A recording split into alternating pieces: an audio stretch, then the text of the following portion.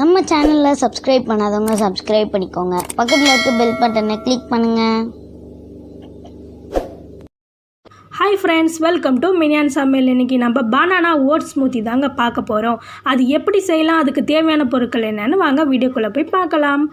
Oats, banana, பனவெல்லம், முந்திரி, பால். இப்போது நம்ம எப்படி செய்யலான்னு பார்க்கலாம்.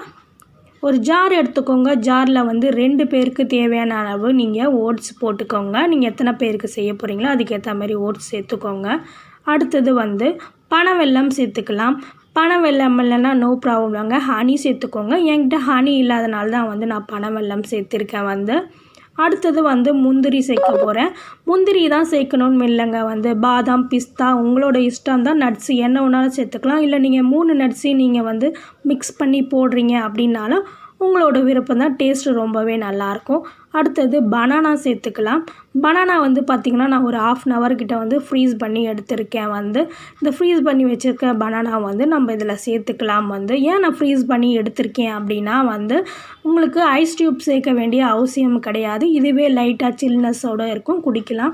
இப்போது நான் இந்த ஸ்டேஜில் பால் சேர்க்கலைங்க. பால் சேர்க்காம தான் வந்து நான் இதை வந்து நல்லா அடிச்சுக்க போகிறேன். நல்லா வந்து இதை மைய அரைச்சிக்கோங்க. வந்து ஏன்னா அந்த நட்ஸு அந்த வெல்லம் எல்லாமே வந்து அரையணும். அதனால தான் வந்து பாருங்கள் இது போல் இருக்கும். இப்போ இந்த ஸ்டேஜில் வந்து நீங்கள் பால் சேர்த்துக்கோங்க. பால் வந்து ரொம்ப க்ரீமியாக இருக்குது அப்படின்ட்டா வந்து இதில் தண்ணி சேர்த்துக்கலாம். பாருங்கள் இந்த போல் தான் இருக்கும். இதோட டேஸ்ட்டு வந்து பார்த்திங்கன்னா ரொம்பவே வித்தியாசமாக இருக்கும். நீங்கள் டயட் பிளானில் இருக்கீங்கன்னா வந்து பாலும் வந்து பனவெல்லமும் அவாய்ட் பண்ணிவிட்டு நீங்கள் இதை குடிக்கலாம். நீங்கள் இந்த ஒரு கிளாஸ் குடிச்சிங்கனாவே வந்து வயிறு வந்து ஃபில்லிங்காக இருக்கும். நீங்கள் பிரேக்ஃபாஸ்ட்டே வந்து தேட மாட்டீங்க. ரொம்பவே வித்தியாசமாக இருக்கும். நீங்களும் வீட்டில் ட்ரை பண்ணி பாருங்கள். நம்ம சேனல் பிடிச்சிருந்தா மறக்காமல் சப்ஸ்கிரைப் பண்ணுங்கள்.